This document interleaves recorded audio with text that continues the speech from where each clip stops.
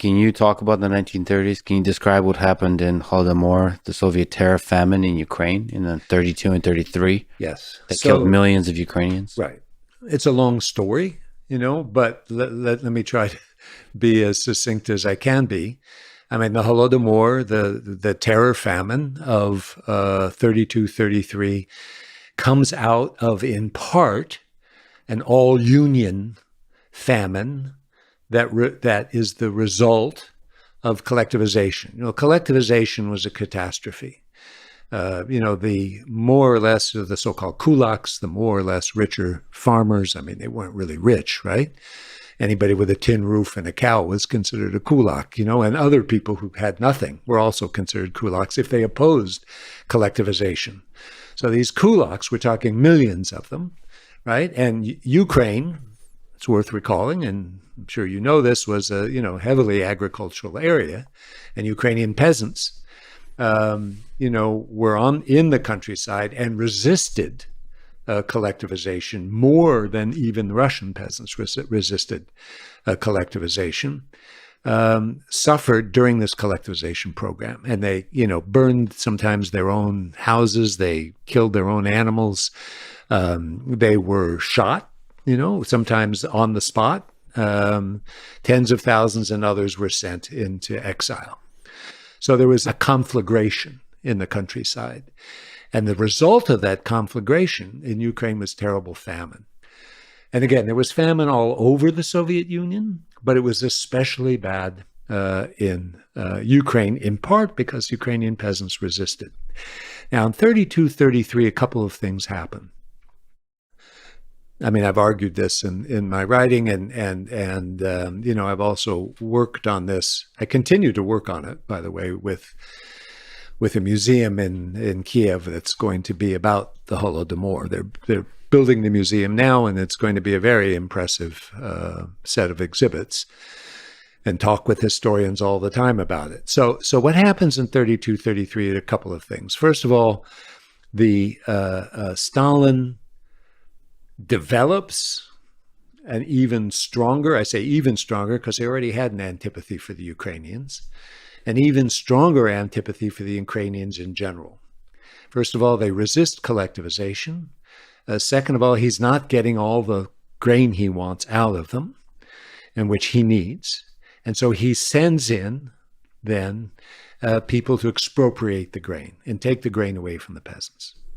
These teams of people, some policemen, some urban thugs, some party people, some poor peasants, take part too, go into the villages and forcibly seize grain and animals from the Ukrainian peasantry. They're seizing it all over. I mean, let's remember again, this is all over the Soviet Union, in 32 especially. Then, in December of 1932, January of 33, February of 33, Stalin is convinced the Ukrainian peasantry needs to be shown who's boss, that they're not turning over their grain, that they're resisting the expropriators, that they're hiding the grain, which they do sometimes, right? That they're basically not loyal to the Soviet Union, that they're acting like traitors, that they're ready, and he says this, to, I think it's Kaganovich, he says it to, they're ready to kind of pull out of the Soviet Union and join Poland. I mean, he thinks Poland is, out to get Ukraine. And so he's going to then essentially break the back of these peasantry. And the way he breaks their back is by going through another expropriation program, which is not done in the rest of the Soviet Union. So he's taking away everything they have, everything they have. There are new laws introduced where they will actually punish people, including kids, with death if they steal any grain, if they take anything from the fields. So, you can shoot anybody, who is looking for food. And then he introduces measures in Ukraine which are not introduced into the rest of the Soviet Union. For example, Ukrainian peasantry are not allowed to leave their villages anymore. They can't go to the city to try to find some things. I mean, we've got pictures of, Ukrainian peasants dying on the sidewalks in Kharkiv and in Kiev and places like that who've managed to get out of the village and get to the cities. But now they can't leave. They can't leave Ukraine to go to Belarus or Belarus today or to Russia, to get any food. He won't allow any relief to Ukraine. A number of people offer relief, including the Poles, but also the Vatican offers relief. He won't allow any relief to Ukraine. He won't admit that there's a famine in Ukraine. And instead, what happens is that the Ukrainian countryside turns into what my now past colleague who died several years ago, Robert Conquest, called a vast Belsen. And by that, the image is of bodies just lying everywhere, people dead and dying, of hunger, which is, by the way, I mean, as you know, I've spent a lot of time studying genocide. I don't think there's anything worse than dying of hunger from what I have read. I mean, you see terrible ways that people die, right?